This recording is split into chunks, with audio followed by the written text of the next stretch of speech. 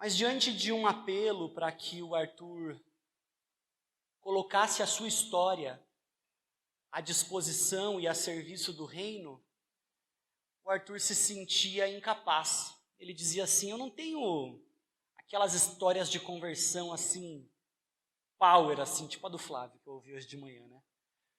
Não tem uma história para contar assim que parece que é impactante. O Arthur é um caso. Mas tem um outro caso, uma outra história que eu quero contar para vocês, que é a história da Thaís. A Thaís, ela foi para a igreja um pouquinho mais velha. Foi para a igreja, não velha, mas não nasceu na igreja. Era uma criança, tinha ali por volta de 10 anos. Mas a Thaís, ela viveu uma experiência quando ela era criança, quando ela era bem menorzinha, que marcou a vida dela de forma muito negativa. E a Thaís começou a construir a sua vida e a sua história a partir daquela marca que ela teve quando era uma criança. A Thaís foi abusada quando tinha só 4 anos de idade. Depois de algum tempo, ela crescendo no contexto da igreja, ela tem um encontro com Cristo Jesus, mas diante de um apelo para que ela coloque a história dela à disposição do reino, para que ela possa servir outras pessoas, a perspectiva da Thaís era assim: eu não tenho certeza se eu posso compartilhar aquilo que eu vivi, porque eu só tenho uma história de dor. O que eu poderia oferecer? Essas duas histórias têm algo em comum. Tem algo que conecta, ainda que de um lado você tenha um rapaz aqui com uma vida aparentemente correta, sem grandes mudanças e transformações que ele pudesse testemunhar, e por outro lado, uma menina com uma história de dor e de sofrimento que aparentemente configuravam a sua identidade. Essas duas histórias têm um elemento que as conecta e as alinha de forma a se relacionar com a gente hoje, para ajudar a gente a entender que nós somos luz, é o que nós aprendemos ontem, e que a nossa luz, ela pode brilhar de formas diferentes, de formas distintas. Às vezes a gente se coloca diante de um apelo para ser luz, para deixar que a nossa luz brilhe, e questiona o que a gente carrega a ponto de poder evidenciar Jesus. Quais são as marcas da sua história que você carrega e que você precisa aprender a olhar com a perspectiva de graça necessária para que você use isso como uma plataforma em que o nome de Jesus é melhor visto? Longe de tentar lidar com os nossos sofrimentos como se eles fossem uma coisa banal ou muito simples de serem resolvidas, como no caso da história da Thaís, ou longe de tentar dizer que alguém que cresceu na igreja a vida inteira é alguém que tem menos a oferecer, isso que eu quero chamar você para ler hoje, apresenta para a gente um pouco da perspectiva de Deus acerca da nossa história e sobre como Deus está empenhado em fazer com que a nossa história seja um elemento que faz a luz dele brilhar. Então, se você tem sua Bíblia aí, abre comigo em 2 Coríntios, no capítulo 1, a gente vai ler os versículos de 3 até 7. 2 Coríntios, capítulo 1, versículos de 3 a 7. Vamos lá. 2 Coríntios 1, de 3 a 7. Louvado seja Deus, Pai de nosso Senhor Jesus Cristo, Pai misericordioso e Deus de todo encorajamento. Ele nos encoraja em todas as nossas aflições, para que com o encorajamento que recebemos de Deus, possamos encorajar outros, quando eles passarem por aflições. Pois quanto mais sofrimentos por Cristo suportamos, mais encorajamento será derramado sobre nós por meio de Cristo. Mesmo quando estamos sobrecarregados de aflições, é para o encorajamento e a salvação de vocês. Pois quando somos encorajados, certamente encorajaremos vocês. E então vocês poderão suportar pacientemente os mesmos sofrimentos que nós. Temos firme esperança de que, assim como vocês participam dos nossos sofrimentos, também participarão do nosso encorajamento. Paulo parece ser meio maluco, Paulo parece ser meio maluco porque ele olha para as experiências da vida dele e ele encara a história dele como uma ferramenta que Deus está usando para cuidar de outras pessoas.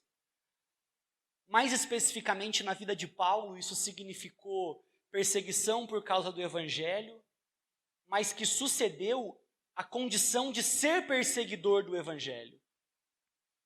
Mais especificamente na perspectiva de Paulo, embora a gente leia o livro de Atos e assim, num capítulo Paulo se converte, 2, 3 capítulos para frente, Paulo já é um missionário arrebentando, conquistando o mundo, o cara já arrebenta. Mas entre a conversão de Paulo e o envio de Paulo para o cumprimento da missão, esse período dura mais ou menos 14 anos. A narrativa bíblica não se preocupou em deixar esse detalhe tão claro. Mas são 14 anos entre o dia em que ele tem um encontro com Cristo Jesus, o dia em que ele é salvo por Jesus, e o dia em que ele é enviado para que a sua vida seja de alguma forma derramada diante de Deus como uma oferta de sacrifício. A gente às vezes tenta ser imediatista, como se a gente fosse encontrado por Jesus hoje, no dia seguinte a gente já tivesse que virar Paulo. Deus ele quer usar aquilo que você já tem com ele. E a verdade é que se você foi salvo por Jesus ontem, e você acordou hoje, você já tem alguma coisa. Mas Deus não quer que você ofereça para o reino, que você ofereça para as pessoas à sua volta aquilo que você não tem, mas somente aquilo que você tem. E quando você creu em Cristo Jesus, você recebeu tudo de Jesus. E o que você tem, se você tem um dia de conversão, você tem essa história para dizer aquilo que você era e o sentido que a sua vida passou a ganhar. Paulo está dizendo aqui que ele acreditava que os sofrimentos dele, que as aflições dele, os problemas pelos quais ele passava, não eram um fim em si mesmo. Paulo via que, justamente no sofrimento, o buraco que o sofrimento criava, era o lugar onde Deus derramaria o seu encorajamento sobre a vida de Paulo. Mas na cabeça de Paulo, esse encorajamento não tinha só o tamanho do buraco do problema. Era um encorajamento derramado suficiente para ele, mas que transbordasse para poder oferecer para outros. Paulo se via não como um recipiente onde Deus colocava encorajamento, mas como um canal por onde Deus fazia fluir dele mesmo, por meio de Paulo, para a vida de outros. No caso de Paulo, a história dele era marcada por perseguição. Poucos de nós aqui são ou serão perseguidos da mesma forma que Paulo foi perseguido. São dimensões muito diferentes. Mas cada um de nós aqui carrega consigo uma história, que pode ser uma história semelhante à do Arthur, de um cara que cresceu na igreja e não tem uma história de conversão tão gigante, um testemunho tão impactante. Mas ele teve a graça de Jesus todos os dias da vida dele, direcionando ele, o impedindo de cometer erros, que de alguma forma iam marcar a vida dele. É graça de Jesus. Mas o Arthur muitas vezes lutou com um senso de merecimento, afinal de contas, eu nunca me desviei, afinal de contas nunca fiz aquele tipo de coisa que as pessoas que vêm do mundo fazem. E isso fazia o Arthur achar que ele tinha alguma coisa acima dos outros. Do outro lado, a Thaís olhava para a sua história e não conseguia ver um Deus bom e presente no meio de uma situação tão ruim, tão injusta, de tanto sofrimento. Mas na perspectiva de Paulo, ambas histórias têm potencial para que Deus derrame o seu encorajamento em medidas suficientes para encorajar quem sofre, quem passa pela experiência, e para encorajar aqueles à sua volta. Aquilo que você já viveu com Deus não tem o objetivo de abençoar só a sua vida. A sua história não é só sobre você. Aquilo que você tem aprendido com Cristo Jesus não é só sobre a sua maturidade, mas é sobre como você pode auxiliar outros, ajudar outros, para que eles também recebam um encorajamento, porque assim como você tem recebido graça de Deus no meio das circunstâncias e experiências que você tem vivido, Assim como você tem recebido de Deus por meio de pessoas, você pode ser a pessoa que Deus quer usar para oferecer graça para outros. Você não precisa ter medo de contar a sua história, porque talvez ela foi uma história de dor, ou porque talvez ela foi uma história muito certinha e muito bonitinha. Porque a sua história é a exata medida do trabalho de Deus, a sua história é a exata ocasião em que Deus está derramando a graça dele, para que você tenha graça suficiente para você e a ponto de poder oferecer para outros. A sua luz brilhando não diz respeito a uma história somente de acertos. A sua luz brilhando não diz respeito somente a grandes episódios que você pode destacar como se você fosse poderoso, mas diz respeito a como Jesus tem atuado na sua vida. Quer seja privando você de experiências de dor e pecado, quer seja oferecendo graça no meio de experiências de dor e pecado. Independente de qual seja a sua história, existem medidas muito generosas da graça de Deus, porque você é luz, e a sua luz vai brilhar, quer seja numa história de privação, quer seja numa história de abundância, quer seja numa história de sofrimento, quer seja numa história de consolação. Paulo vai continuar dizendo que Deus nos encoraja em todas as nossas aflições, para que com o encorajamento que recebemos de Deus, nós possamos encorajar outros que estão passando por aflições semelhantes.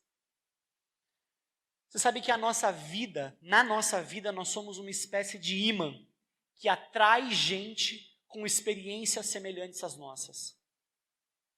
E é Deus quem faz isso. Porque a sua história, aquilo que você aprendeu com Deus, pode abençoar pessoas que têm uma história semelhante à sua.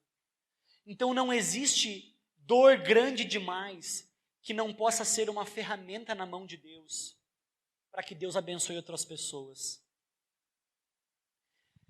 A igreja de onde eu vim, há alguns anos, teve um pastor que ele dizia que nós, aqueles que servem a Cristo Jesus, precisamos ser como luvas. Mas luvas muito finas. E por que luvas? Porque o poder não está na luva. Porque a luva em si não faz nada. Mas a mão em que a luva é colocada, essa sim é responsável pelo trabalho. Mas se a luva for muito grossa, se a luva aparecer demais, ela chama a atenção para si e atrapalha a mão de trabalhar com a excelência, com o zelo necessário, com a precisão necessária. Mas se nós formos luvas finas, que não chamam tanto a atenção assim para si mesmos, a mão de Deus poderosa, vai poder trabalhar e cumprir o seu trabalho. Eu tenho um desafio para você hoje. Que você olhe para a história da sua vida hoje e entenda que, embora a história aparentemente seja da sua vida, ela é a história de Cristo Jesus. Você é coadjuvante na história da sua vida. Cristo Jesus é o protagonista. Cristo Jesus é a luz que precisa brilhar por meio da sua vida. É Jesus quem deve aparecer e você deve ser só essa luva bem fininha, que não pode atrapalhar aquilo que Deus está fazendo. Que você considere o trabalho de Deus na sua vida e que isso seja, e que você se veja como o canal por meio do qual consolo e cuidado de Deus vão fluir para a vida de outros. Quero orar por nós. Deus querido, a nossa história, a história de cada um dos meus irmãos aqui, a minha história, aquilo que nós vivemos individualmente, às vezes traz marcas que são muito difíceis, são marcas de experiências que nos feriram, são marcas de realidades que nos prejudicaram o corpo, a alma, nossa mente, nosso intelecto muitas vezes. Mas o Senhor estava lá. O Senhor estava presente, passando conosco por aquelas aflições. E estava extraindo daquelas experiências poder, graça e encorajamento que pudessem servir e abençoar outras pessoas. É nessa perspectiva que nós queremos olhar para a nossa vida hoje, Deus.